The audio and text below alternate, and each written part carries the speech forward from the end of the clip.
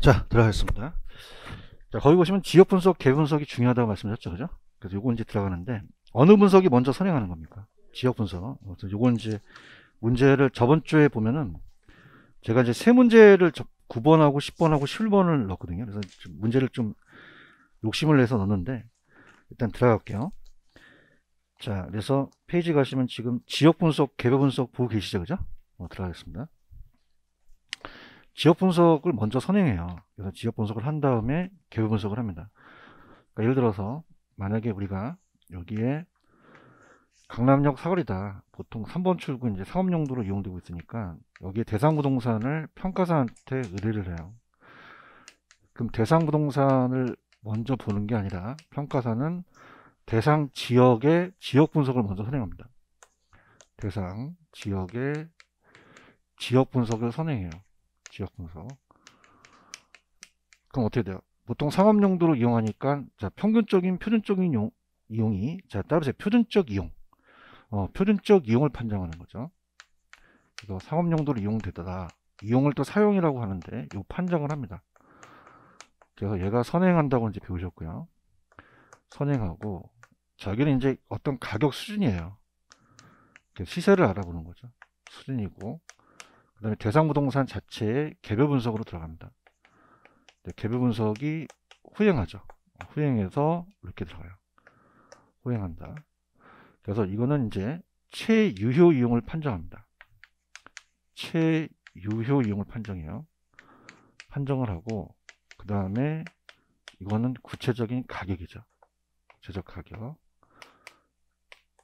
자, 따라해 보세요. 선지표. 지역 분석은 표준적 이용을 판정하는 거죠. 후행은 개별 분석은 무슨 이용을 판정하는 거죠? 채용을 판정해요. 근데 이 공부가 동영상을 들으신 분들이 더 공부를 열심히 하는 게 일단 프린트를 보시는 게 올라왔더라고요. 게시판에. 지금 9번을 보시면은 프린트를 보세요. 9번을 보시면은 지역 분석은 대상 부동산의 채용의 판정입니까? 판정 방향입니까? 방향이라고 되어 있죠. 지금 9번에 1번을 보고 계시나요? 그래서 따끈따끈하게 오전에 게시판에 올라왔던데 판정을 한다면 개별 분석이 돼요. 근데 판정입니까? 그 방향입니까? 방향과 기준 설정에 도움을 준다는 얘기죠. 이거 이해 가시겠습니까? 그래서 만약에 판정을 한다면 이건 개별 분석이 맞아요. 근데 판정에 대한 방향을 그냥 해요. 이 기준 설정을 해줘요. 그러면 기준 설정을 한다는 거는 판정을 한다는 게 아니라 이 판정을 도움을 준다는 얘기죠. 이해하셨습니까? 그래서 오전에 게시판에 올라왔더라고요. 그죠? 그래서, 그럼 맞아요. 그럼 몇 번이 맞아요? 1번이 맞는 지문일까요? 그런가요? 그러니까 주의하자는 얘기지. 그러니까 지금까지는 공부를 깊게 안 하셨으면 딱 봤을 때, 1번 맞는 거 아니에요? 라고 그러는데, 판정입니까? 방향을 제시해 줍니까? 그러니까 1번은 맞는 지문이라는 얘기죠. 이해하셨습니까? 그래서 정답 몇 번? 1번이 정답이에요. 아시겠죠? 그죠? 그래서 이렇게, 그래서 따끈따끈한 게시판에 올라왔던데, 이렇게 해서 1번이 틀린 거 아니었는데 맞는 지문이에요. 주의하셔야 돼요. 그 다음에 얘가 이제 전체적이고 거시적이라면, 얘가 미시적이라는 거죠. 그러니까 뭐냐면, 거시적은 전체적인 수를 보고 미시적 안에 그 나무를 본다는 얘기야. 전체적 부분죠. 그 다음에 아까 적합과 균형 기억나시죠? 자, 얘는 지읒 들어갔으니까 무슨 원칙이 들어가고 적합. 얘는요. 균형. 이렇게 잡을 수 있겠어요? 자, 이거 무슨 원칙? 적합. 무슨적 감가? 경제적 감가죠. 그죠? 까먹으실까봐 미리 체크해 놓은 거예요. 그죠? 자, 그래서 무슨적 감가? 경제적 감가. 자, 이건 무슨적 기능이죠? 기능적이죠. 그죠? 그래서 이거는 개별 분석, 자, 이건 적합이에요. 이건 균형이에요. 그 다음에 기능적 감가라고 했죠. 여기 가장 유력합니다. 그래서 박스 보세요. 어느 분석이 먼저 선행이 된다. 지역. 개별이 후행이고 지역 분석은 지역 요인을 파악하고 개별 분석은 개별 요인 파악한 다음에 지역 분석은 표준적 이용 판정 맞죠. 근데 개별 분석은 채용의 판정이나 만약에 시험 문제 판정 방향과 기준 설정에 도움을 준다면 지역 분석이 그걸 역할을 한다는 거죠. 아시겠죠? 지역 분석은 가격 수준 분석이고 개별 분석은 구체적인 가격이고 지역 분석은 움직이지 않기 때문에 부동성, 인접성, 지역성이고 개별 분석은 개별성이며 아까 관련 원칙, 감가율까지 다 봤고요. 지역 분석은 그냥이에요. 전체적이에요. 광역적, 거시적이라는 단어가 있나요?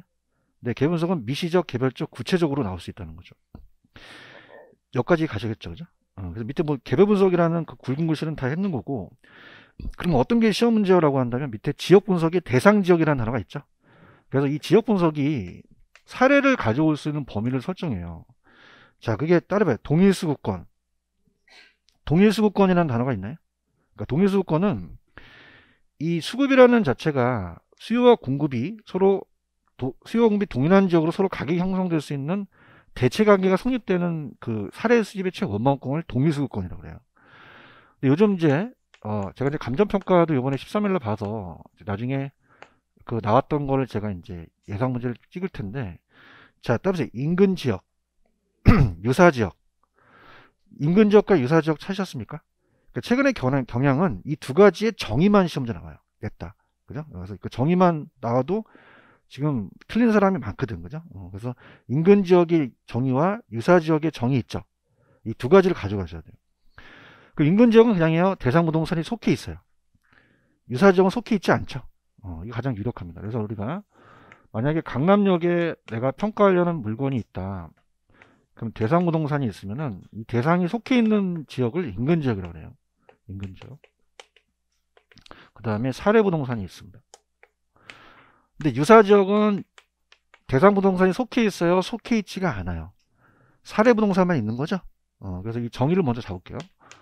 그래서 좌측에 보시면 인근 지역이라는 단어가 있나요? 그래서 감정평가의 대상이 되는 부동산이 그냥 있어요? 속한 지역이에요. 그 다음에 부동산이 이용이 이질적이에요? 동질적이에요?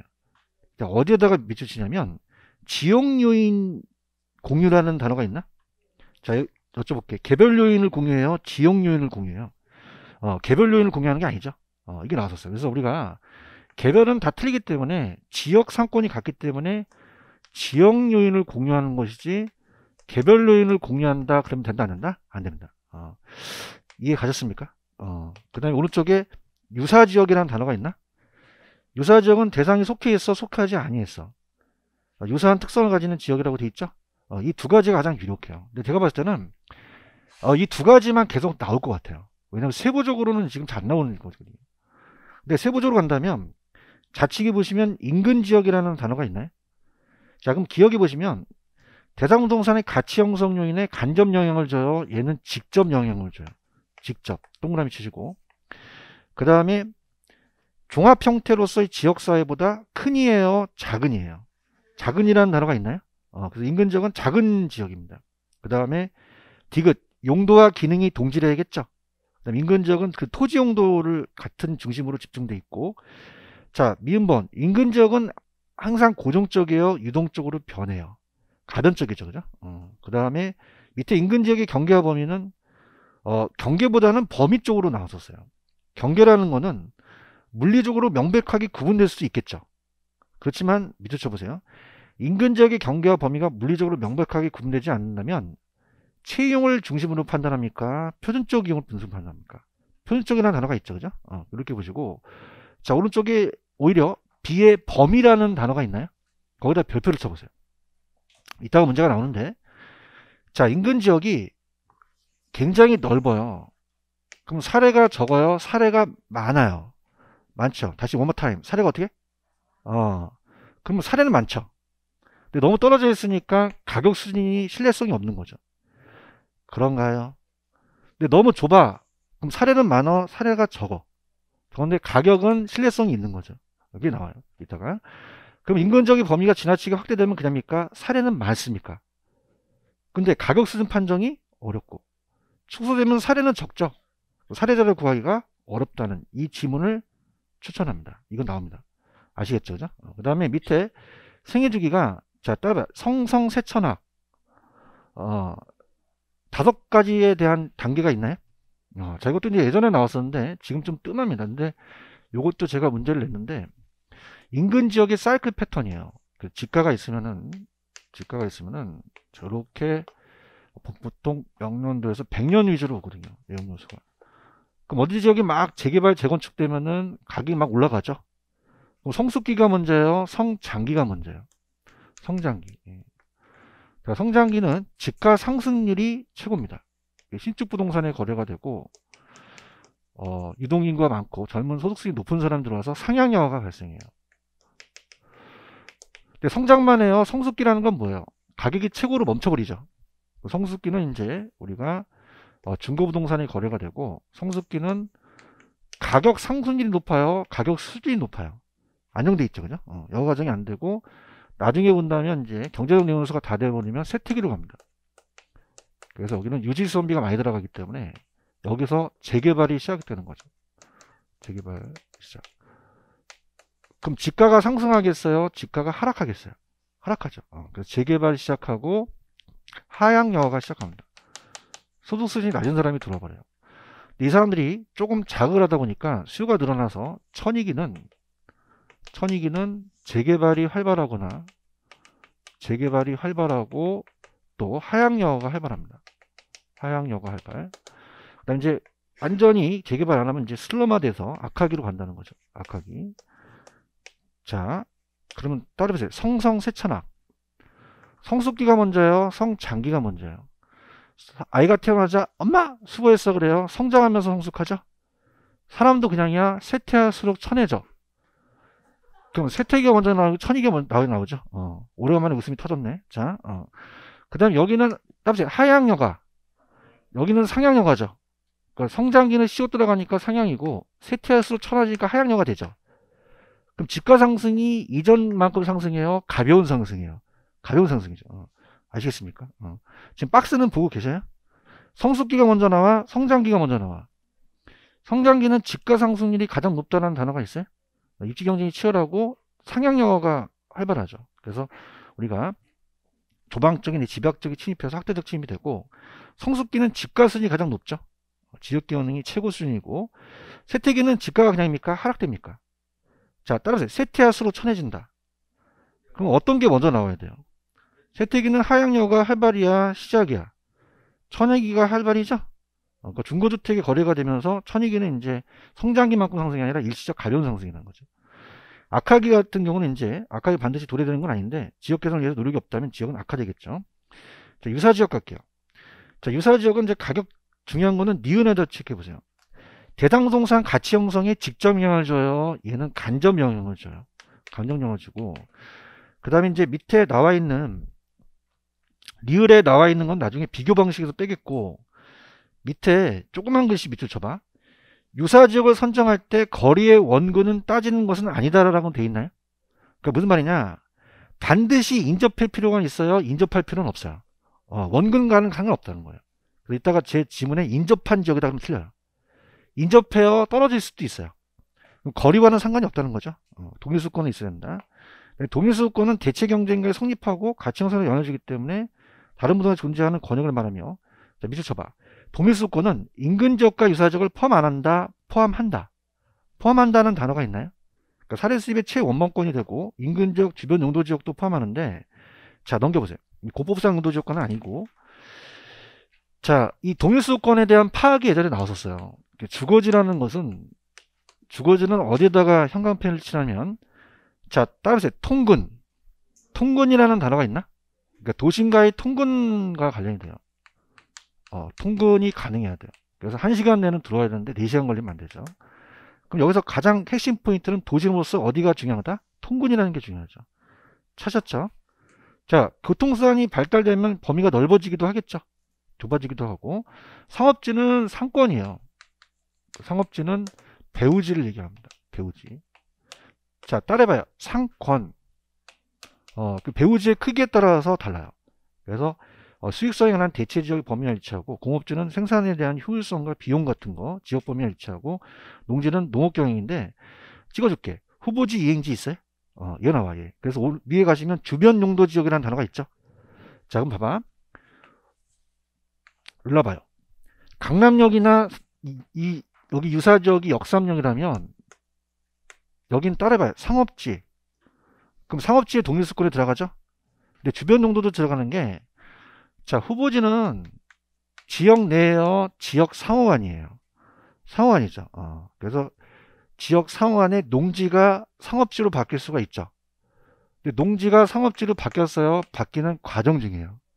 그럼 전이라고 어렵고 후라고도 어려우니까 어떤 거로 가냐는 얘기죠. 아까 평가사가 매기는 건 장래가 중요하다 그랬죠. 그러면 가가 중요해요, 장래가 중요해요? 그러면 상업지의 동일수권으로 들어가자는 얘기죠. 주변 용도 지역도 포함이 되는 거예요. 그럼 원칙은 후로 매기는 게 원칙이에요. 어떻게 매긴다? 후. 다시 갈게. 지금 농지야 상업지로 바뀌고 있어. 그럼 농지 가치가 있어? 상업지 가치가 있어? 후의 가치가 있다는 얘기죠. 이해 갔나요? 그럼 전으로 하는 게 원칙이에요? 후로 하는 게 원칙이야? 후. 근데 그냥이야 예외가 있어. 10년째 안 바뀌어. 짜증나 죽겠어. 그럼 예외적으로 성숙도가 낮다는 거는 10년째 안 바뀌고 있어. 그러면 후루가 전으로 갈 수도 있다는 거예요. 농지로 봐야 된다는 거예요. 이해하셨죠? 그죠? 자, 따라서 이행지는 지역 사호가 아니에요. 그 지역 내에요. 택지 안에서 바뀔 수 있죠. 그럼 주거지가 상업지로 바뀐다면 얘도 원래 전으로 간다, 후로 가는 게 원칙이다. 후. 근데 성숙도가 낮은 경우는 전으로 갈 수 있다는 거죠. 그래서 이런 농지나 주거지도 주변 용도 지역도 여기 포함될 수 있다는 얘기예요. 이해가셨어요? 그럼 자 할게. 전이 원칙이야, 후가 원칙이야. 후. 가만히 있어봐. 그러면 닷돌이가 고시생이야. 현재. 그래서 신림동에서 쓰레빠 싣고 다니고 추리 입고 다니고 푸석푸석해. 판사와 검사가 될 것 같아. 됐어. 바뀌는 가증 중이야. 그럼 1순위가 따라붙어. 그래서 얘한테 뭘 사줘 막. 그러면 얘는 고시생의 가치가 있는 거야? 판사, 검사 가치가 있는 거야? 그럼 전으로 평가하는 게 원칙이야? 후로 평가하는 게 원칙이야? 후로 평가하는 거야. 그럼 쓰레빠가 쓰레빠로 보여? 고급 승용차로 보여? 이것이 고급 주택으로 보이지? 그런가요? 그냥이야 예외가 있어. 갔더니 10년째 안 바뀌네? 그럼 승용차로 보여? 쓰레빠로 보여? 그럼 전으로 보인다는 거죠. 아시겠습니까? 이해 갔어요? 여기 홍이 있어야 좀 많이 터져. 좀 홍 좀 해. 자씨. 후보지 인지 있어? 그럼 바뀐 전이 원칙이야? 후가 원칙이야? 후가 원칙이야. 맞아? 왜 외우지 말고 농지가 상업지로 바뀌잖아. 평가서는 어떤 가치가 있는 거야? 상업지 가치가 있는 거지. 쓰레빠만 외우지 말고. 그렇죠? 근데 짜증나는 거야. 10년째 안 바뀌어. 그럼 승용차로 보여? 쓰레빠로 보여? 그럼 전으로 갈 수 있다는 거죠. 아시겠죠? 그죠? 이거 벼벼 쳤어요? 이거 나와. 그래서 전환 또는 이행할 때 전이 원칙이야? 후의 동일수권을 일치한다는 거야. 근데 예외가 있어. 그냥이야 10년째 안 바뀌어. 그러면 승용차로 보여? 쓰레빠로 보여? 상업지로 보여? 농지로 보여? 농지로 보이는 거죠. 이해하셨습니까? 이렇게도 못 알아들으시면 저를 그냥 삶아 드세요. 할 수도 없어요. 자, 그러면 오늘 프린트 9번 문제 갈게. 9번.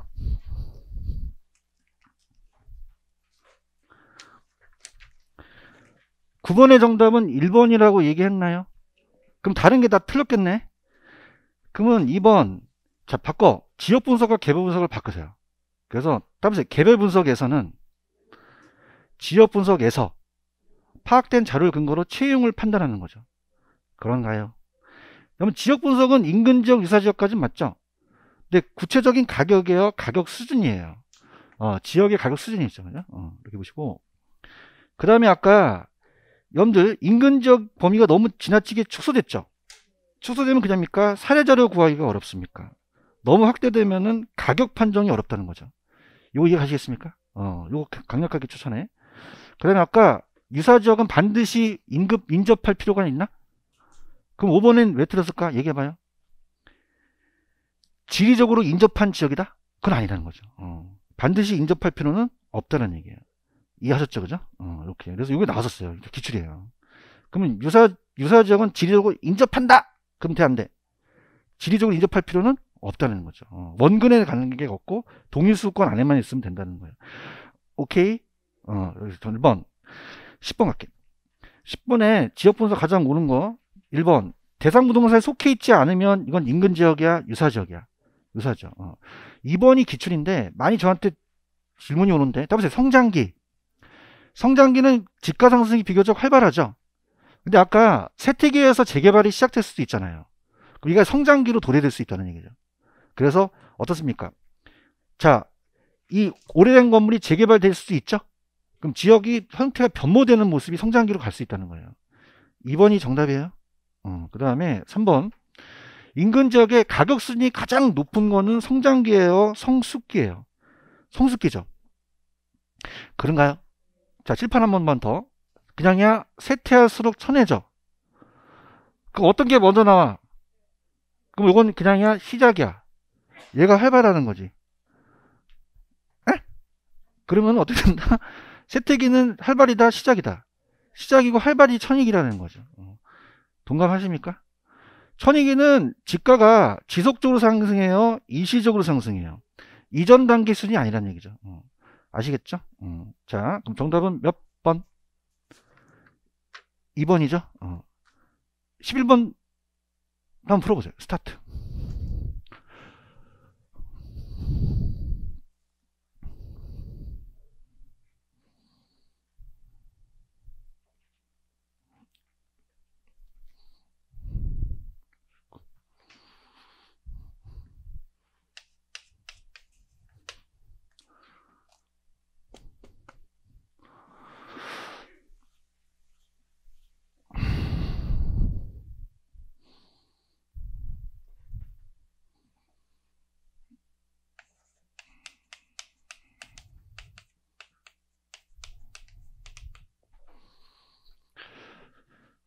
3번이 맞죠?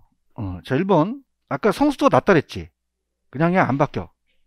그럼 동일수권 전환 후로 가야 돼? 전으로 가야 돼? 전으로 가는 게 원칙이고. 개별 분석은 지역 분석 후에 하는 게 일반적이죠? 3번이 정답인가요? 인근적은 사경이 항상 고정적이 아니라 유동적이고요.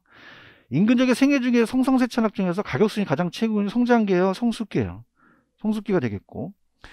그 다음에 5번은 대상군 속해 있지 않다는 것은 인근적이에요, 유사적이야? 유사적. 이해 가셨죠? 오늘 프린터 다 받으셨어요? 그러면 우리가 189페이지로 가봐요. 평가 방식 3방식 6방법으로 가볼게요. 3방식 7방법이 되어 있는데, 자, 일단은 여러분들이 가셔서 189페이지 가시면은 감정평가 방법의 적용이 밑에 감정평가의 방법이라는 박스가 있나요?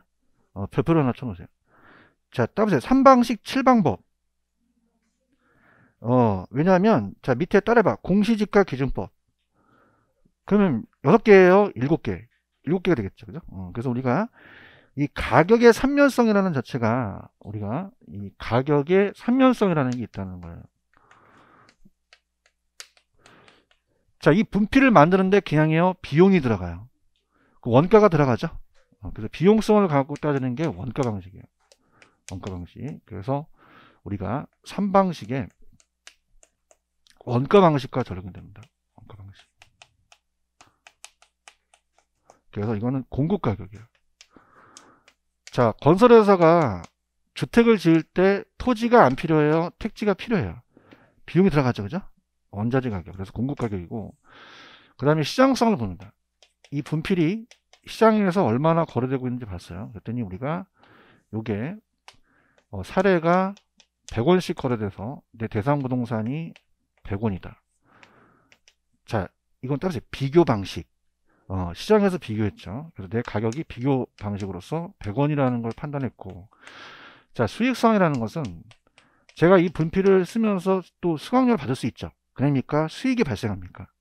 이 볼펜을 살 수 있죠. 사서 어떤 수요자 가격, 수요 가격으로서 그 효용으로서 임대료가 많이 나오니까 또 수익이 발생해요. 그럼 따라서 수입 방식. 수입 방식. 그럼 6방법이에요? 7방법이에요? 그래서 두 가지 있는데, 가격이라고도 하고, 우리가 가액이라고도 하고요. 또는 임대료라고도 하고, 임료라는 표현을 써요. 그럼 가격을 구하는 게, 자, 따라합니다. 원가법. 원가액. 그럼 이거는 임대료예요? 가격이에요? 가격이고. 적산법이 임대료가 되겠고요. 비교 방식에 거래사례 비교법이에요. 거래사례 비교법. 비교법이 가격을 구하는 거고, 임대사례는 임대가 임대료죠. 그럼 가격입니까? 얘는 임대료입니까? 임대료. 그래서 임대사례 비교법. 그런데 하나가 더 들어갔어요. 따보세요. 공시지가 기준법. 토지가 더 들어갔죠. 그래서 7방법이 되는 거예요. 공시지가 기준법. 공시지가 기준법이 하나가 더 들어갔다.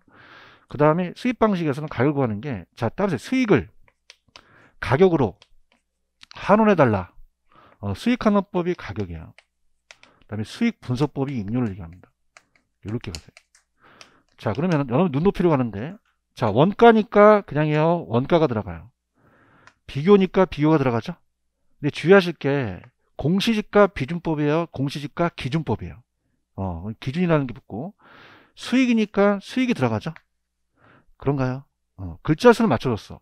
얘는, 자, 얘는 따라서 세 글자, 얘는 7글자, 5글자가 되는 거죠. 그럼 시험 문제, 만약에, 여기 가로쳐서 나왔어. 그럼 몇 글자 맞춰줘야 돼? 그럼 여기 수익분석법 나와야 돼? 적산법이 나와야 돼? 어떻게 났지? 별로 안 좋아요, 이런 거. 그러면, 여기 밑에 박스 찾으셨어요? 그래서 이 3방식의 7방법을 다 가로쳐서 나올 수 있다는 거죠. 그래서 이 시상가액은, 자, 따라서 임시로 계산. 그래서 맨 밑에 가보세요. 현실적인 부동산 시장은 3면의 등가성이 성립하지 않기 때문에 3방식이 병용이 필요하다고 돼 있나? 그럼 시상가격을 조정 안 해야 돼요? 조정을 해야 돼요? 해야 되죠. 왜냐하면, 들어보세요. 이 시상가액이라는 자체가 적산가액, 비준가액, 수익가액이 3방식이 다 똑같을까요? 다를 수도 있을까요?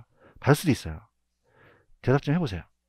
자, 오늘 우리가 어떤 부동산을 평가할 때 원가로 따지는 거와 비교하는 거나 수익하는 법이 똑같아요? 가격이 다 다르게 나타나요? 나타나죠. 그런가요? 그러면 3면의 등가성의 원리가 성립되지 않기 때문에 이 시산에 임시로 계산된 가액을 조정시키셔야 돼요. 그럼 조정이 안 필요합니까? 조정이 필요합니까? 필요하죠. 그래서 원가로 따지면은 만약에 1억이고 얘가 1.5억이고 만약에 얘가 2억이다. 자, 그럼 따라서 가중평균. 그럼 수입 방식이 만약에 50%의 비중이 있을 수 있겠죠? 그 다음에 얘가 30%가 있고 얘가 20%면 자, 따라서 곱해서 더한다. 자, 따라서 가중평균. 그럼 산술평균이 맞아요? 밑에 가중평균이 맞아요? 그러면 최종 가격이 나오겠죠, 그죠? 그래서 최종 평가 가격이 나와요. 평가 가격이. 그래서 우리가 시사는 따라서 임시로 계산. 그럼 얘는 아직 최종적인 평가 가격이에요. 이 중간 과정이에요. 필요하겠죠, 그죠? 맨 밑에 보시면 조그만 글씨 보고 계셔요? 그럼 부동산은 불안전하기 때문에 3면의 등가가 성립한다, 성립하지 않는다. 가격이 다 똑같다, 다르다. 그럼 어떻게 된다? 그냥이다 병용을 해야 된다. 그럼 시장가액의 조정이 따로 가중평균, 산술평균이나 가중평균을 조정해서 최종평가를 구한다는 거죠. 이해 가셨어요? 넘겨보세요. 그럼 가만히 있어야 돼요? 조정을 해야 돼요? 굵은 글씨. 1번 감정평가업자는 대상 물건별로 정한 감정평가 방법을 적용하는 감정평가가 된다. 다만 주된 방법을 적용하는 것이 곤란할 때는 부적절할 때는 다른 방법으로 적용할 수 있다. 자, 그러면은 3번으로 갑니다.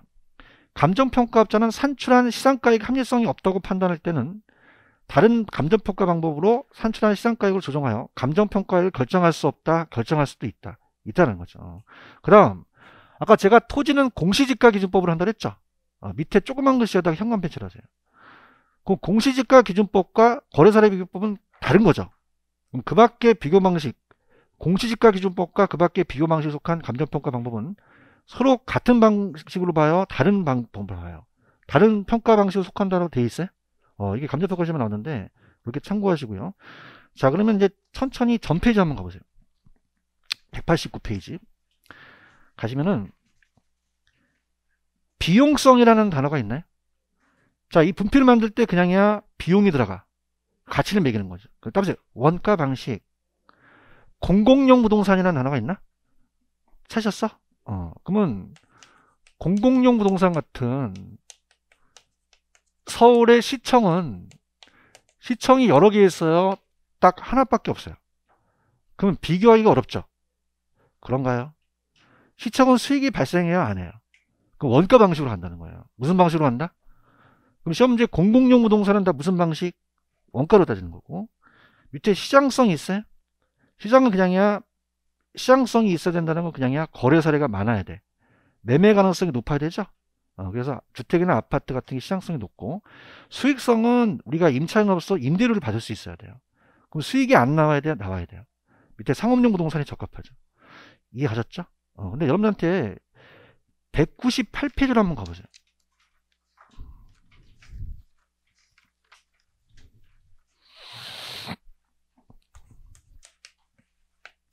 가시면 물건별 평가 방법이라는 단어가 있나? 얘는 99% 시험이네요. 별표 3개. 그 물건별로 평가 방법이 똑같다, 다르다. 다르다는 거죠. 198페이지 찾으셨어요? 그래서 토지는 아까 공시지가 기준법으로 한다고 말씀드렸죠? 그래서 건물은 원가법으로 합니다. 자, 그래서 우리 시험 문제가 뭐가 나오냐면, 들어보세요.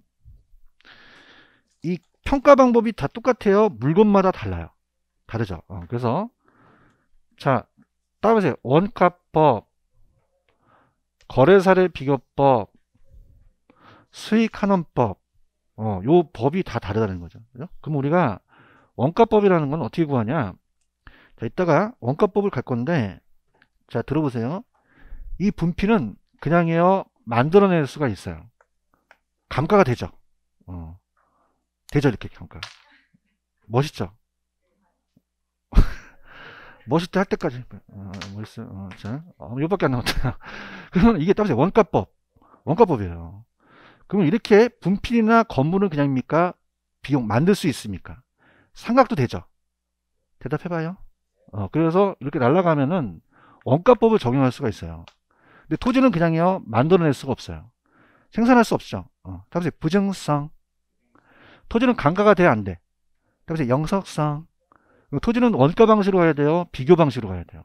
비교 방식으로 가는 거죠. 그러니까 원가 방식이 되려면 상각이 돼야 돼요. 그럼 건물도 상각이 되죠. 상각. 그러면 상각자산. 건물도 됩니다. 굴삭기, 건설기계도 돼요. 그죠? 건설기계도 되고, 그 다음에 선박, 항공기도 됩니다. 근데 자동차는 그냥요 거래 사례가 많아요. 그럼 거래 사례 많으니까 자동차는 거래 사례로 가자는 거죠. 그런가요? 자, 이 중고로 갔을 때 중고 굴삭기와 선박, 항공기, 중고 자동차 중에서 어떤 게 많이 거래되고 있나요? 자동차죠. 그래서 부부가 저녁 때 여보, 요번에 적금 타면 중고 굴삭기 한 대 사자. 그러진 않죠, 그죠? 그럼 자동차는 어떻게 돼요? 거래가 많이 되고 있죠?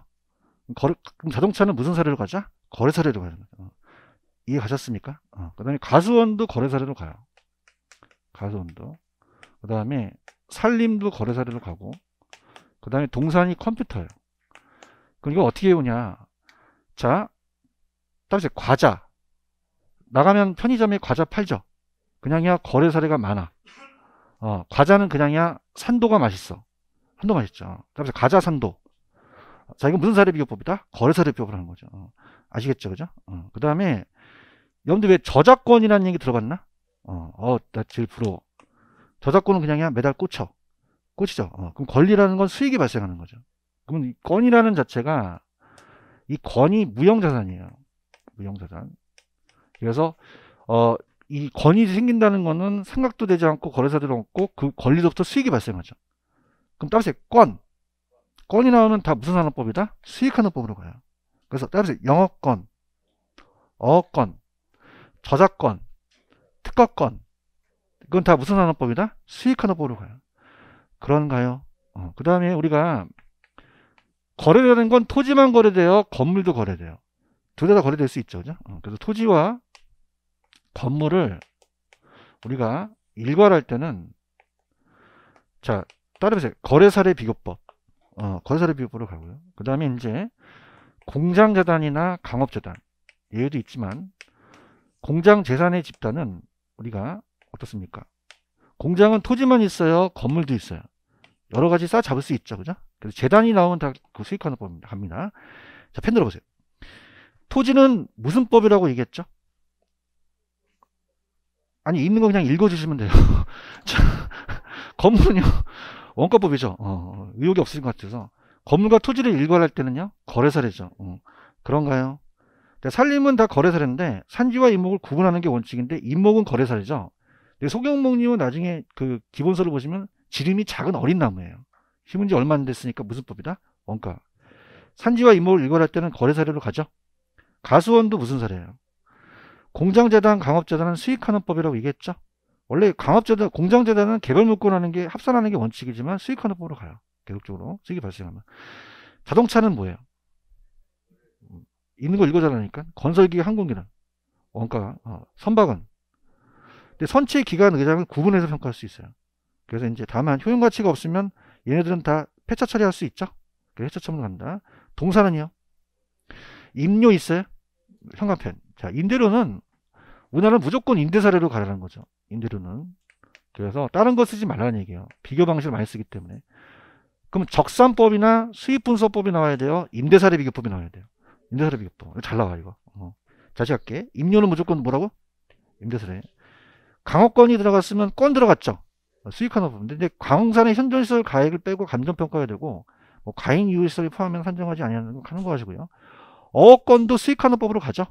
그래서 해당 어장의 현존시설 가액을 빼고 감정평가하고 과잉 유효시설 포함해 산정하지 않는 거 가지고요. 영업권이나 특허권의 무형자산은 다 무슨 하는 법이에요? 수익하는 법이에요. 여러분들 상장이 됐다는 건 거래되고 있죠. 상장 주식이나 상장 채권 다 거래 사례로 가셔야 돼요. 기업 가치나 비상장 채권은 수익하는 법으로 가고요. 그 다음에 14번에 소음, 진동, 일조 침해라는 단어가 있나? 묶어보세요. 소음, 진동, 일조 침해. 자, 그러면은 우리가 요 단어가 나와요. 자, 그러면 어떻게 된다? 소음, 진동, 일조 침해는 환경오염이 돼서 가치가 떨어질 수도 있죠. 그럼 가치 하락분을 평가할 때는 소음 등이 발생되기 전에 대상물건 가액 및 원상력 등을 고려하지 않는다, 고려하여야 한다. 그럼 얘 나오면 고려하지 않는다, 고려하여야 한다. 하지 않는다는 게 틀려요. 그죠? 그래서 얘를 줄여서 자, 따라서 일진소. 싸움을 잘하는 소가 일진소예요. 그죠? 일이 오죠? 진이 소. 이 세 가지 나오면 그냥 다 고려하여야 한다. 이렇게 보시면 돼요. 고려하지 않는다 하면 틀려버려요. 아시겠죠? 이렇게 잡으시면 됩니다. 이해 가셨어요? 그 다음에, 자, 넘겨봅니다. 자, 이제 원가법을 한번 보여드려 볼게요. 천천히 가시면은, 페이지 190페이지로 가시면은, 자, 따라 하십니다. 원가법. 원가 방식의 원가법 찾으셨어요? 그러니까 원가 방식의 비용 방식, 비용을 접근한다 그러거든요. 이게 정의가 나옵니다. 그래서 이 정의가 이제 가로쳐서 나오는데, 원가법에 대한 기본적인 설명만 하고 좀 찾다 가는데, 원가법은, 자, 제조달원가에서 감가누객을 빼요. 감가누객. 그리고 시상가액을 적산가액이라고 합니다. 그 맨 밑에 가시면 밑에 어떻게 돼요? 경관연수와 잔존연수라는 단어가 있나요? 그래서 자, 건물도 내용연수가 있어요. 그 지나온 연수를 따라서 경과연수라고 남아있는 연수를 잔존연수라고 해요. 잔존연수. 자, 그래서 만약에 이 칠판주기가 건물이다. 그럼 1,000원이 제도원가인데 항상 기준시점이 중요합니다. 신축 시점을 기준시점을 가져와야 돼요. 그래서 만약에 신축 시점이 자 7월 1일이다. 7월 1일 잡아요. 2000년이라고 한다면 2020년이라고 한다면 얘는 2018년으로 나와요. 그냥입니까? 2년이 지났습니까? 근데 무슨 시점으로 평가됩니까? 긴 시점으로 가야 돼요. 그럼 우리가 만약에 3년 지났다. 그럼 3년에 100원씩 감가한다면 자 100원 100원을 합치면 300원이 되죠. 그래서 요 빼는 과정을 자 따라해서 감가수정 그래서 가액을 산정합니다. 그래서 얘는 자 동그라미 쳐보는데 자 따라해서 제조달원가에 감가수정을 하여 가액을 산정한다. 지금 밑에 굵은 글씨 있어요?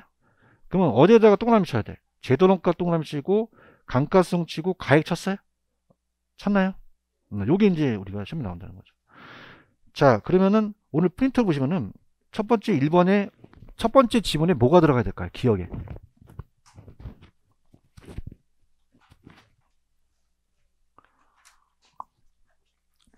프린트 받으셨어요? 그러면 원가법은 대상물건의 제도원가에 뭘 한다 그래야 돼요? 대답 좀 해주세요. 감가수정이 들어가야 맞나요? 가액까지 맞죠, 그죠? 그럼 감가수정이 들어가야지 맞다는 거죠. 여기 가시겠습니까? 자, 그 다음에 190페이지 가시면은 밑에 아까 토지는 원가법이 재상세는 불가하니까 원가법을 적용할 수 없죠. 근데 따라서 조성지 매립지 원가법 적용할 수 있다라는 단어가 있나요? 그러니까 조성지 매립지는 우리가 조성지와 매립지라는 것은 자 매립지라는 건 있었다가 매립시켰어요. 그럼 우리가 거래됐던 사례가 없기 때문에 비교 방식을 쓸 수 없습니다. 토지는. 그럼 이건 따끈따끈하게 지금 모락모락하게 지금 원가를 알 수 있죠. 그럼 조성지 매립지는 그냥입니까? 원가법을 적용할 수 있습니까? 없다, 얘는 있다라는 거죠. 이해 가셨죠? 그럼 오른쪽에 제조원가가 기준점이 중요하고요. 항상 무슨 시점이 중요합니까? 기준시점. 다른 시점에 나오면 안 돼요. 반드시 기준점에 나와야 되고, 도급건설 산정이라는 단어가 있어요. 자, 이건 이제 있다고 하고 있고, 그 종류를 본다. 종류를 본다면, 무슨 원가와 무슨 원가가 있죠? 복제원가와 대치원가라는 단어가 있죠? 그래서 이 종류를 본다면, 두 가지가 있어요. 종류가. 무슨 원가와 무슨 원가가 있다? 복제와 대체가 있죠. 복제한다. 또는 대체한다. 대치도 맞죠. 복제는 이제 복조 재생산 원가라고 하는데, 자, 그러면은 이렇게 볼게요. 여러분들 아까 자동차는 거래사례 비교법으로 가죠. 자동차를 지금 원가법으로 본다면 지금 기준 시점이, 자, 오늘이 몇 월 며칠이에요?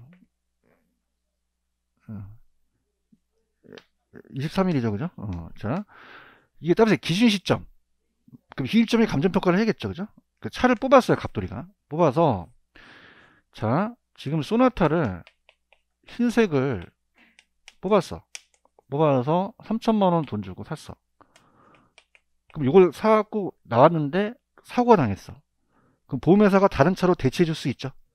그러면 지금 현재 기준점으로 6월 23일 날짜로 지금 나온 같은 소나타 흰색 3천만 원짜리를 갖고 온다는 건 그냥 복제하는 거야. 복제죠. 따라서 복제. 복제는 물리적으로 똑같은 거예요.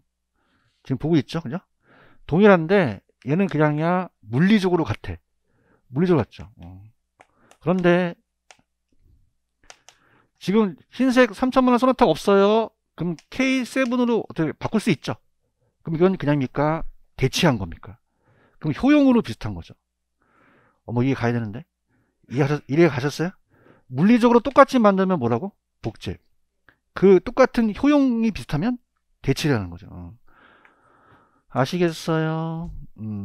그러면은 최근에 지어진 거는 진지 한 달밖에 안 됐어. 그냥이야 원가를 알아.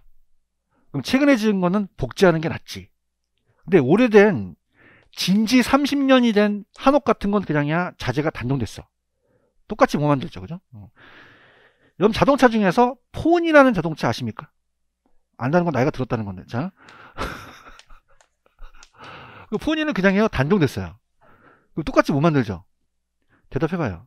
그럼 얘는 오래됐잖아요. 그럼 얘랑 같은 효용적으로 다른 걸 대체해야 된다는 거죠. 프라이드급으로. 아시겠습니까? 그럼 최근에 만든 건 어떤 원가가 났고? 복제. 오래된 건물은 대치 원가가 났다는 거죠. 그런가요? 그 다음에 밑에, 자, 따라서 물리적 강가, 기능적 강가, 경제적 강가라는 단어가 있나? 찾았습니까? 그래서 이거 중요합니다. 별표 쳐보세요. 예전에 이거 했나요? 안 했나요? 했죠? 생각을 안 나실 뿐이죠. 그죠? 잘 생각했습니다. 그러면 우리가 물리적은 그냥입니까? 건물에 금이 갑니까? 금이 가는 게 물리적이야.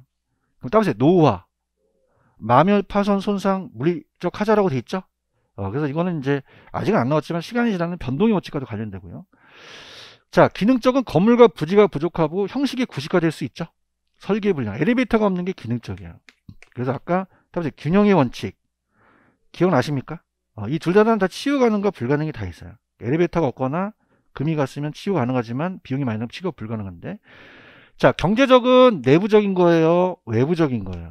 아까 적합의 원칙 기억나시죠? 치유가 불가능해서 지역, 환경, 시장성이 갑자기 된 거죠. 그런가요? 그럼 자, 보세요. 요즘 5층짜리 건물은 엘리베이터가 없어요? 다 엘리베이터가 있어요. 근데 얘는 엘리베이터가 만약에 없을 수 있죠? 그럼 따라서 기능적 강가 300원을 빼줘야 된다는 거죠. 그런데 자, 복제는 그냥입니까? 이걸 똑같이 복제합니까? 그럼 1000원에서 나중에 300원을 빼주면 된다는 얘기죠. 근데 대치라는 거는 요즘 엘리베이터가 있죠.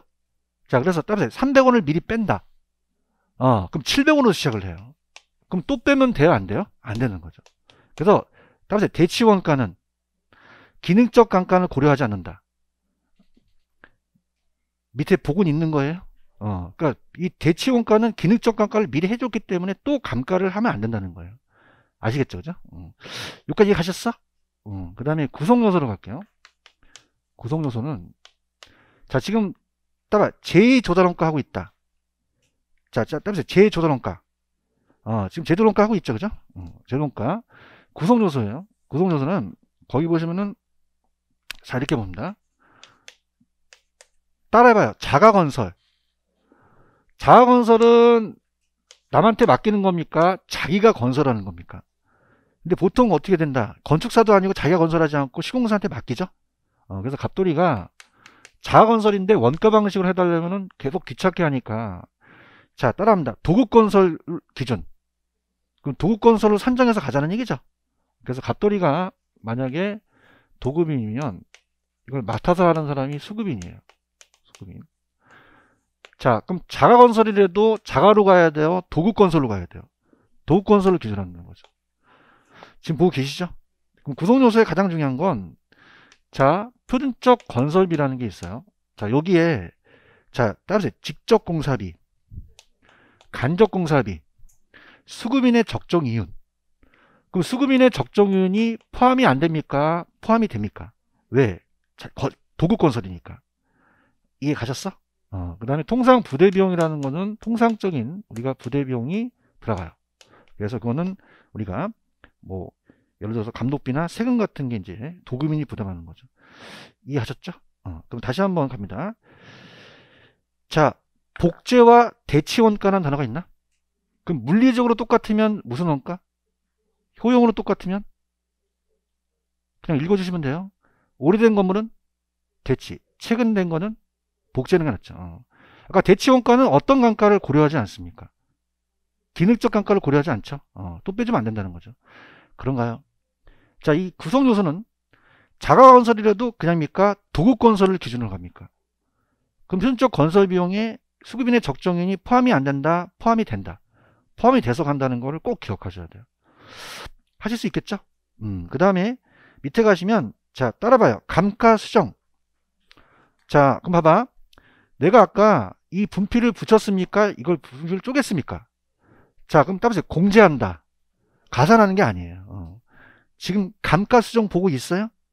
그러면 제조론가를 감액해야 될 요인에 의해서 물리기능 경제가를 고려해서 그 제조론가에서 그냥입니까? 요 공제했습니까? 공제라는 데다 똥을 치워주세요. 가산했어요? 공제했어요? 1,000원에서 300원을 뺐죠. 공제가 가산으로 나왔었거든요. 공제에서 기준점이 있어서 대상분의 가액을 적정하는 작업이다. 그렇게 가시면 돼요. 이해 가셨죠? 그 다음에 끊기면 안 되니까, 자, 따라서 감가수정하는 방법. 찾았습니까? 감가수정하는 방법. 그래서 요거는, 자, 앞자만 따서, 자, 우리가 이제 정액, 정률, 상한기법이 있고, 관찰감가법이 있고, 분해법이라는 단어가 있나요? 그래서 우리가 이제 이렇게 있는데, 이제 내용연수로 가는 거와 정액, 정률, 상한이라는 게 있어요. 그래서 이걸 이제 보는데요. 들어갑니다. 가볼게요. 감가수정하는 방법이에요. 이 감가수정하는 방법이 있다는 거죠. 감가수정하는 방법. 자, 그래서 내용연수법이라고 얘기합니다. 그러니까 내용연수는 이 내용연수에 대한 장부상으로 가는 거예요. 장부상. 그래서 장부상 이론으로 가는 거죠. 그래서 우리가 세 가지가 있어요. 정률법이 있고, 그 다음에 정액법이 있고, 그 다음에 상환기금법이라는 게 있습니다. 이렇게 세 가지가 있다. 그래서 유래기로 있다 암기하는데, 자, 그러면 내용연수는 장부인데 잠깐 넘겨보세요. 자, 따라해봐요. 관찰감가법. 관찰감가법이라는 단어가 있나요? 자, 이건 뭐냐면 관찰하자는 거죠. 관찰감가법은, 자, 여러분들이 보실 때 평가사는 가만히 있어야 돼요? 실질조사를 해야 돼요? 눈으로 봐야 되죠? 그럼 장부상과 실제가 맞습니까? 다릅니까? 달아서 눈으로 확인해서 관찰을 해야 된다는 거죠. 그렇죠? 그럼 관찰감가법은 장부상, 이론상이 아니라 실제 눈으로 관찰해서 실제 확인하는 거예요. 관찰감가법 등을 병용을 할 수 있다라고 나왔거든요. 자, 그럼 관찰감가법 찾으셨습니까? 자, 장부상이에요? 직접 가서, 출장 가서 직접 세밀하게 관찰을 해요. 근데 객관적이다, 주관이 개입성이 크다. 주관이 개입성이 커요. 찾으셨죠, 그죠? 그러니까 무슨 얘기냐? 관찰감가법은 여기 앉아 계신 여성분들 여름철 되면 막 옷이 짧아지니까 치안들이 뒤에서 쫓아오죠. 안 쫓아오도 쫓아온다고 하세요. 쫓아오면 가스통 사지 마시고 딱 잡고 화난 대로 데리고 가세요. 그 다음에 주민등록증을 피세요. 주민등록증은 그냥입니까? 장부상입니까? 장부상과 실제가 똑같아요? 달라요? 다르죠. 자, 그냥이야 세밀하게 관찰할 수 있어요. 그래서 얼굴이 무기군요. 물리적 기능적 감가가 가장 심각하거든요. 이렇게 도망가요. 그죠? 근데 그냥 있다 예외가 있다. 을돌이가 자꾸 안 가는 거야. 너 왜 안 가? 했더니 어머 내 스타일이야 이런 거죠. 아우 그냥이야 주관이 개입돼. 주관이 개입되는 거죠. 찍으셨죠, 그죠? 웃으니까 좋네. 그리고 실제 자 봐봐 장부상이에요. 실제 눈으로 확인하는 거예요. 확인하는 거죠. 근데 객관적이다, 주관적이다, 주관이에요. 개인마다 틀리겠죠. 대화를 하자. 개인마다 똑같겠어, 다르겠어. 내가 감정평가사도 강의하는데 내가 강의하는 제자들이 10년 전에 따른 애와 1년 전에 따른 애가 다르잖아. 내 말이 틀려? 그럼 주관이 개입되기가 쉽단 말이야. 오케이 바리? 힘들어 죽겠다. 그 다음에 분해법이라는 게 있어요? 분해법. 아이 개론차 분해법. 자 분해법은 자 전페이지 한번 가보세요. 가시면은 자 따라해봐요. 물리적 감가 금이 같죠, 그죠? 그러면 치유는 고칠 수 있는 게 가능만 해요? 불가능도 있어요? 불가능도 있죠. 지금 앞에 191페이지는 보고 있는 거예요? 물리적 감가 보고 있어요? 그러면 얘는 건물이 금이 가잖아요. 그러면 떼빵에서 치유가 가능할 수도 있죠. 근데 비용이 더 많이 들어가면 치유가 불가능할 수도 있다는 거예요. 맞나요? 엘리베이터가 없는 건 무슨 적 감가? 기능적 감가죠. 그럼 얘도 그냥이야 가능하긴 해. 근데 비용이 더 들어가면 불가능도 하다는 거죠. 그런가요? 근데 경제적 있어요? 경제적. 얘는 치유가 가능해? 불가능하죠. 얘는 불가능하다는 게 시험제 나와요. 그럼 얘는 경제적은 가능하다, 무조건 불가능하다. 치유할 수 없으니까 경제적 손실이 같다는 거죠. 이해하셨죠, 그죠? 그래서 이거를 세부적으로 다 구하는 게 따보세요. 분해법. 넘겨보세요.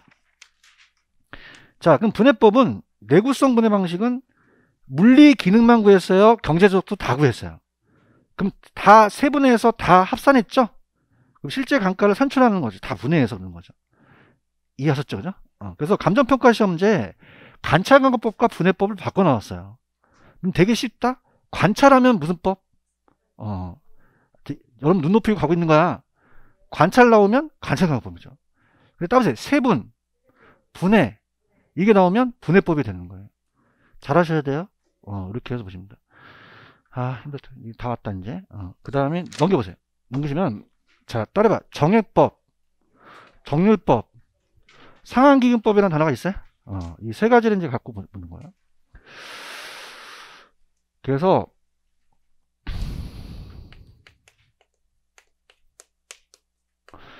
다음 주에 제가 저 뒤에 보시면은 계산 특강 한다고 얘기했죠.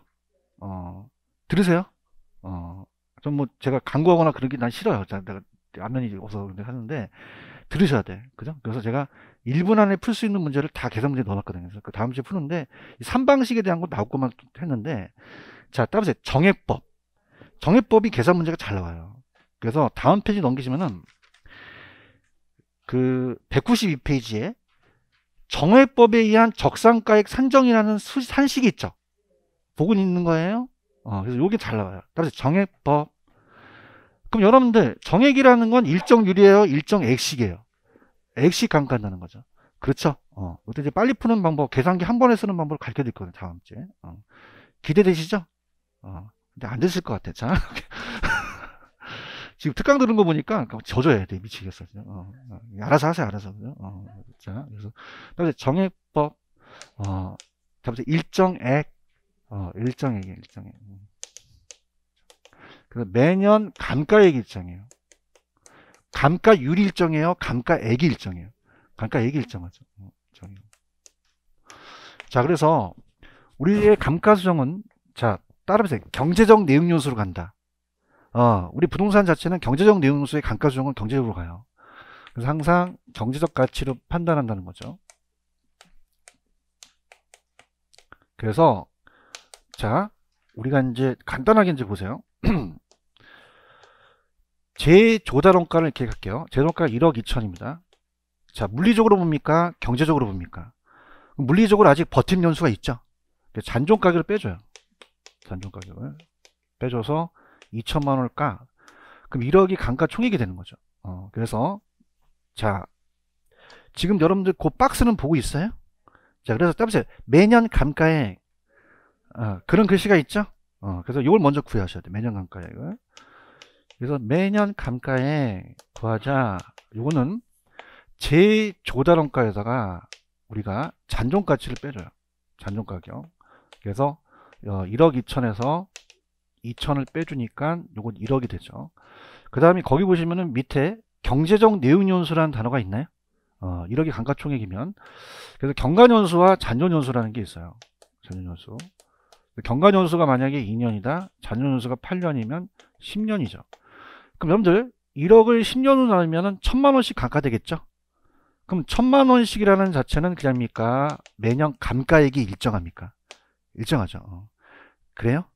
그러면 두 번째, 자, 따라봐요. 감가 누계액 찾으셨어? 감가 누계액, 감가 누계액을 찾는 거지. 그러면 매년 감가액에다가 경관연수를 곱해요. 경관연수. 그럼 만약에 감가액이 1000만원이다. 그럼 2년이니까 따라서 2천만원. 2천만원이 감가 누계액이 되겠죠? 그럼 우리가 제조달원가가 1억 2천이다 라고 한다면 2천을 빼면 1억이 되는 거죠. 아시겠죠? 그러면 전 페이지 가서 자, 따라해봐요. 정액법은 이제 우리가 건물 같은 내용연수가 오래된 그런 것들을 써요.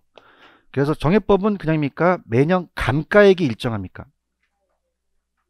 찾았죠? 감가액이 일정하고 그 다음에 계산이 용이하며 감가액이 경관연수에서 정비돼요. 자, 그럼 여러분들 1년이면 1000이면 2년이면 2000이죠. 3년이면 이해할 때까지 간다. 3000, 4년이면 정비례해서 계속 증가한다는 거예요. 아시겠습니까? 그래서 보통 이 저자가 간접법은 안 해놨더라고. 다 이게 직접법이거든요. 대상자에 직접 구하는 건데, 근데 이걸 보여드리기 전에 넘기시면 제가 상한기금법부터 보여드릴게요. 자, 따라봐. 상한기금법. 상한기금법이라는 거 찾으셨습니까? 상한기금법은 얘랑 이제 빗대어서 보는데, 상한기금법은 뭐냐? 자, 여러분 눈높이로 갈게요. 지금 1억에서 10년 나누면 1000만원이죠. 그죠? 그러면 항아리에다가 1000만원씩 10년 모으면 1억이 된다는 거예요. 아니, 항아리에다가 이제 1000만원씩 10년을 모으면 1억 타간다고. 그럼 이자부터 안 붙어? 안 붙고 이자를 고려 안 하는 거예요. 그런가요? 그럼 얘는 이자 발생한다 안 한다? 안 해요. 고려 안 하는데 얘는 이자 고려해요. 그죠? 그럼 얘도 매년 감가액이 일정합니다. 그럼 매년 감가액이 일정해요. 그럼 얘는 이자 고려 안 한다? 이자 고려한다. 고려한다는 거죠. 그러면은 만약에 1억이 감가총액이라면 감채긴계수라는 얘기 들어보셨죠? 자, 감채긴계수는 쪼개는 거야. 그러면 1억을 만들기 위해서 그냥이야 분립하죠. 그래요? 근데 950만원씩 분립을 해요. 그럼 950만원씩 원래 10년이면 9,500을 타가야 되죠? 근데 그냥이야 500만원을 더 먹어. 그 따라서 이자가 포함되어 있다. 이자가 고려한 거죠. 화이팅. 그럼 얘가 이자 나오면 무조건 무슨 기급 찍어? 상한기법 찍으면 돼요. 이해하셨습니까? 아니, 그러니까 정률 정액 상한이 있잖아. 여기서 이자 나오면 무조건 무슨 기법 찍어? 상한기법 찍으라고. 여기 눈높이로 가는 거야 지금. 아시겠죠? 그죠? 그럼 얘는 정액이나 정률이라는 얘기가 안 나왔겠죠? 그럼 얘는 그냥 이자가 들어가. 지금 보고 있어요? 매기 감가액에 복리이자가 발생한다고 나와있어? 그러면 얘는 내용연수 만료될 때 감가 누계 상당에 대한 그 복리 계산에 이자 상당이 포함되어 있다는 거야. 그렇지요? 그러면 정액 정률 상한해서 누구 찍어? 상한기법 찍으시면 돼요. 여러분 눈높이로 가는 거야. 아시겠죠? 그죠? 이자 나오면 못 찍어? 상한기법 찍어요. 근데 이거는 들어보세요. 기업 회계에서는 그냥 안 쓰는 게 뭐냐면 1000만 원보다 950이 적으니까 나중에 적산가액이 많이 남아요. 그러면 세금을 많이 내요. 그럼 기업 회계에서는 쓴다 안 쓴다? 안 써요. 광산에서만 씁니다. 어디에만 쓴다? 광산도 감정평가 하죠. 그래서 그거 계속적으로 이게 안 생기면 이자를 포함시킨다는 거죠. 그냥 내가 너무 깊게 갔다. 그냥 이자 나오면 무조건 못 찍어? 상위 못 찍어. 알겠지, 그지? 공인중개사인데 내가 너무 늦게 갔다. 그 다음에 전페이지 가시면 정률법이라는 단어가 있어. 이제 하나 남았어. 따라서 정률법. 정액이에요, 정률이에요. 일정률씩 감가한다는 거죠. 그런가요? 그래서 정률법은 좀 우리가 디테일하게 가야 되기 때문에 매년 감가액이 일정해요, 감가율이 일정해요. 율이 일정. 매년 감가율이 일정한다. 그러면 자 들어보세요. 만약에 매년 10%다 이렇게 볼게요. 10%다. 그러면 1000원이라고 할게요. 1000원. 자, 그럼 처음에는 감가가 안 됐어요. 그죠?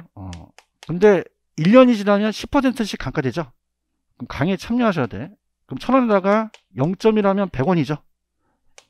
그러면 그냥 내가 이 100원을 빼야 돼요. 빼야 되죠? 그럼 얼마에서 얼마를 빼? 불러봐요. 1000원에서 100원을 빼니까 900원이 된 거죠. 그런가요?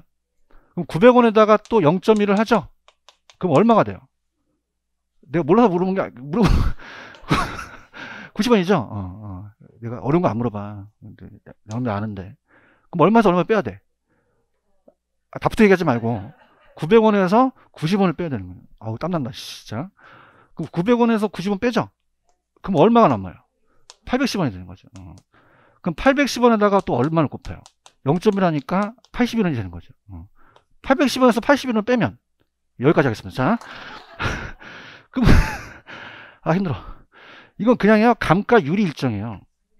감가액이 일정한 게 아니죠. 이해 갔나요? 그럼 감가액이 그냥입니까? 초기에 제일 많습니까? 점점 줄어든다는 얘기예요. 이해하셨죠? 그죠? 근데 이게 시험 문제가 계산 문제가 나왔는데 들어보세요.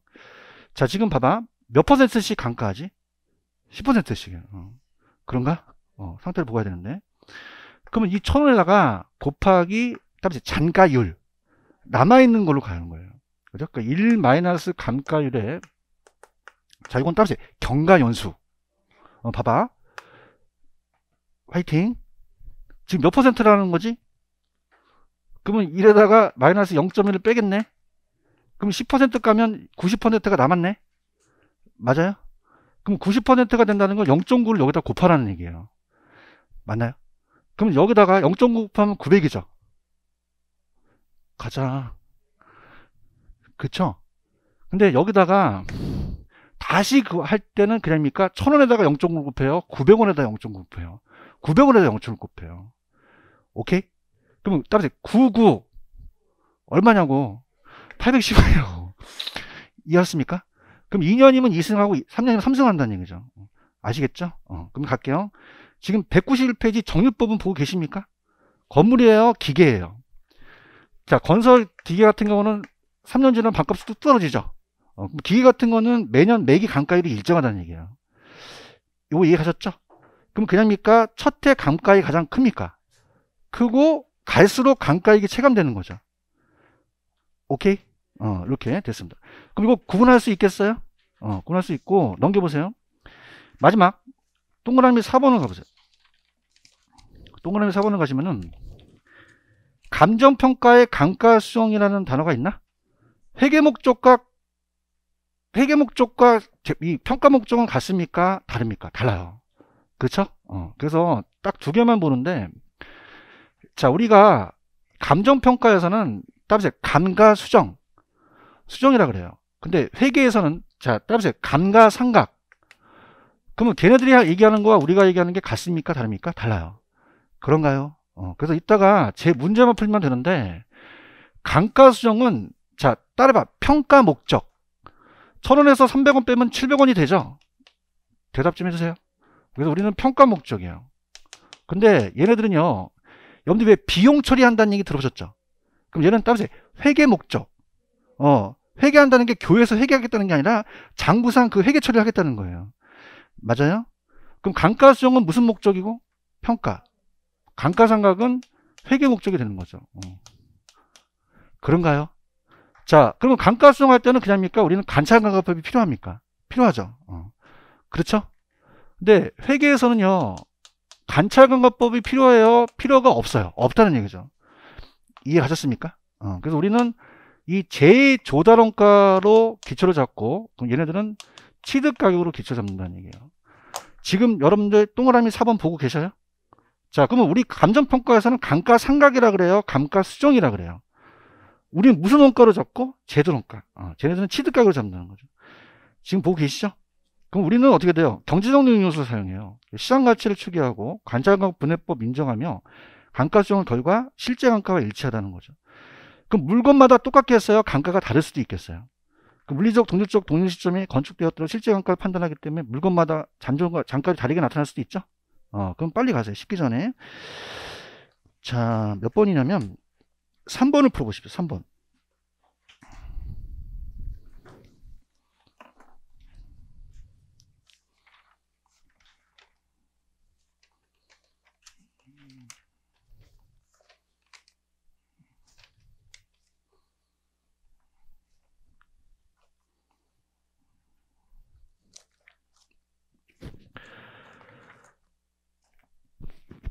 자, 풀어드릴게요. 기억은 맞죠? 회계 목적은 뭐라고 한다고 그랬어요? 감가, 상가, 취득가격으로 잡아요. 그런가요? 근데 감정평가할 때는 무슨 수정이라고 잡죠? 감가수정. 우리는 제도원가를 기준으로 하죠. 그런가요? 근데 회계 목적은 관찰감가법을 인정합니까? 인정을 안 합니까? 감정평가의 수정에서 인정하죠.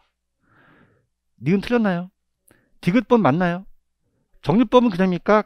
첫해 감가액이 큽니까? 해가 갈수록 점차 줄어드나요? 자, 리을도 맞아요. 감가수정할 때는 물리기능 경제를 다 따지거든요. 근데 아까 감가수정할 때는 물리적 내용요소를 기준으로 가요? 경제적 내용요소를 기준으로 가요? 경제적으로 갔죠? 아까 경제적 내용요소 기억나시죠? 그럼 어떻게 돼요? 지금 기억하고 디귿하고 리을만 5번이 정답이 되는 거죠. 이해하셨죠? 그죠? 이렇게 가시면 됩니다. 되셨나요? 됐습니다. 조금만 쉬었다 가겠습니다. 잠깐만, 요것만. 4번 갑니다. 4번. 4번을 보세요. 4번을 보시면 아까 정액, 정률, 상한, 관찰, 분해법이라는 게 있었죠? 그러면 다음 중 감가수정하는 방법이 아닌 거는 따라서 잔여법. 잔여법이 여기 안 들어가겠죠. 여기까지 가시겠죠? 됐습니다. 이렇게. 조금만 쉬었다 가겠습니다.